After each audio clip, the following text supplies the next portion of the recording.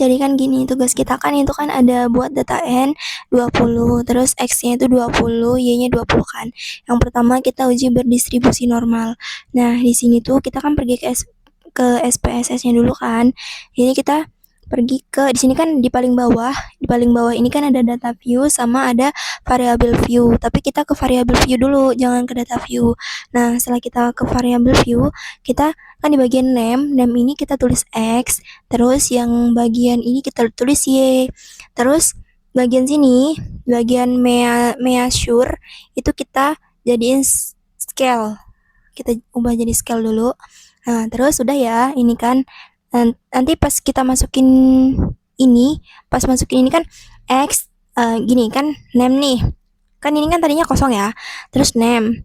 Terus X ini kita masukin, Y kita masukin, terus enter. Pas kita enter, ini tuh bakal keluar semua gitu. Terus pas udah keluar, baru kita ke mensure tadi, yang kataku tadi. Nah, setelah itu, kita pergi ke data view yang paling bawah ini. Nah, kita klik, kita masukin data kita kan tadi N-nya 20. Kita masukin X-nya 20, terus Y-nya juga 20 kan. Nah, setelah itu kita ini kan desimal ya. Ini kan desimal. Kalau misalnya kita mau ubah, kan aku nulis 2, tapi di sini jadi 2,000 gitu kan. Nah, kalau misalnya kita mau ubah yang desimal ini jadi angka biasa, kita pergi ke variable view lagi. Pergi ke sini, terus kita ini kan ada desimal ya, ada tulisan desimal. Terus di sini kita ubah jadi 0. Jadi 0. Terus ini jadi 0 juga. Udah kan, terus kita kembali lagi ke data view. Nah, data kita tadi yang desimal tadi bakalan berubah jadi data biasa gitu. Kan udah tuh, kita udah masuk ke sini. Nah, setelah itu kita ke analyze ini. Kita klik analyze. Ini masih yang pertama tadi ya, uji yang pertama. Terus kita ke regression. Nah, pas sudah ke regression ini, kita ke linear. Kita klik yang linear. Nah, terus kan bakal muncul kayak gini kan data kita tadi. Oh iya, aku lupa. Bentar, sebelum kita ini dulu. Sebelum kita ke analyze tadi, kita ke sini dulu. Ke data, ke variable view tadi.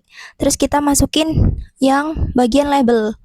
Label ini namanya, misalnya kayak ini kan jam belajar siswa. Aduh, tipe intinya itulah ya. Terus ini nilai siswa. Pokoknya kalau kita udah isi semua ini udah ya. Terus kita ke analyze tadi yang kataku tadi. Terus kita ke regression. Nah, kita ke linear, klik, kan bakal muncul kayak gini ya, yang udah kita iniin. Nah, bagian X ini kita taruh di independent.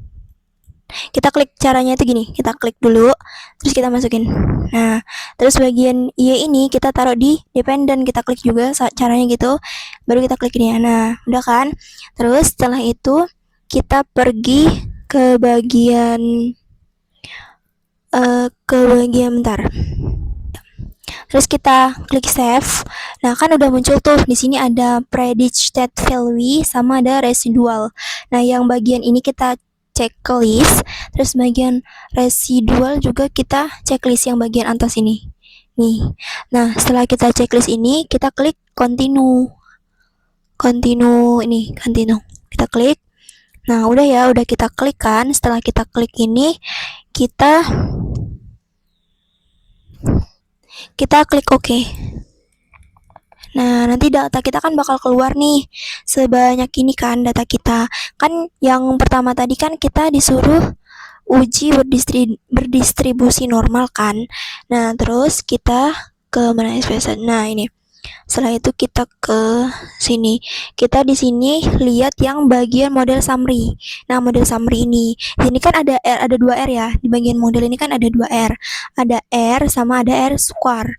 Nah, di sini yang R ini nih R aja, maksudnya R ya intinya inilah. Tapi yang kita pakai tuh yang R2 ini, yang R square ini. Jadi R square ini nih kayak R kuadrat. Jadi yang kita ambil ini untuk kita tahu ini nih yang bagian jadi yang bagian model summary ini nih supaya kita tahu seberapa besar pengaruh dari jam belajar tadi terhadap nilai siswa kan. Nah, yang bagian tapi yang kita lihat di sini fokusnya R2 ini, yang R square ini. Nah, di sini kan ini kan hasilnya 1000 ya, hasilnya kan 1000. Nah, terus 1000 ini dikaliin 100%. Nah, berarti kan hasilnya nanti 1000 dikali 100% ini hasilnya itu jadi pengaruhnya. Jadi misalnya nih hasilnya 1000 kali 100%. Nah, jadi misalnya R square ini udah kita kaliin sama 100%. Sebenarnya ini 1,0 aja ya nulisnya, tahu kan lah ya pasti udahan. Ya, terus kita kaliin sama 100. Nah, hasilnya itu pengaruhnya. Misalnya hasilnya 100, jadi 100% jam belajar siswa itu mempengaruhi nilainya. Nah, terus hasilnya tadi, hasil hasil dari misalnya gini, aku tulis aja ya. Gini. Aduh, enter ding. Terus kan ini kan mau kita masukin ke SPSS-nya kan. Jadi ini model summary ini kita kontrol C, kontrol sama C, terus kita masukin ke sini. Kontrol V. Nah, udah masuk kan? Terus kita jelasin di bawahnya ini. Kalau di sini kita ketahui bahwa R2-nya ini berapa, R2-nya ini berapa. Terus di sini nih untuk mengetahui seberapa besar pengaruh nilai siswa terhadap jam belajarnya. Di sini dapat kita lihat bahwa R2-nya itu ada 1,0 lah ya. 1,0. Nah, itu dikalikan dengan 100%. Dikalikan 100% itu emang dari ibunya ya kemarin. Ibunya nyuruhnya kan dikalikan 100%. Save 100. Nah, misalnya hasilnya itu 100. Nah, jadi pengaruh jam belajar terhadap nilai siswa itu 100% pengaruhnya. Gitu. Terus, intinya 100%, nanti kasih persen aja ya. Terus hasilnya ini 100% tadi, ini kan udah 100% ya. Nah, 100% ini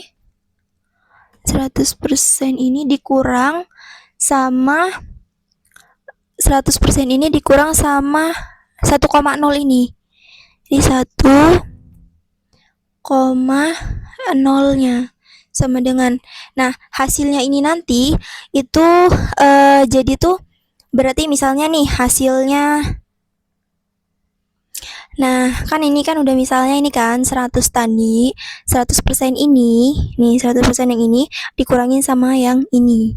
Nah jadi hasilnya ini, bukan, maksud aku gini, 100% ini, 100% yang ini dikurangin sama yang ini. Nah, hasilnya misalnya 99 misalnya. Jadi, itu tuh berarti sisanya ini dipengaruhi oleh variabel lain. Maksudnya dipengaruhi oleh yang lain gitu loh, di luar jam belajar siswa gitu. Nanti tuh dikasih penjelasan bawahnya itu. Kayak gitu, misalnya dijelasin gitu loh sesuai dengan bahasa kita. Intinya kayak gitulah ya intinya. Maksudnya kayak yang aku bilang tadi, cuman pakai bahasa kita gitu. Nah, terus di sini kan kita kan mau, di sini kan di sini perintah lagi.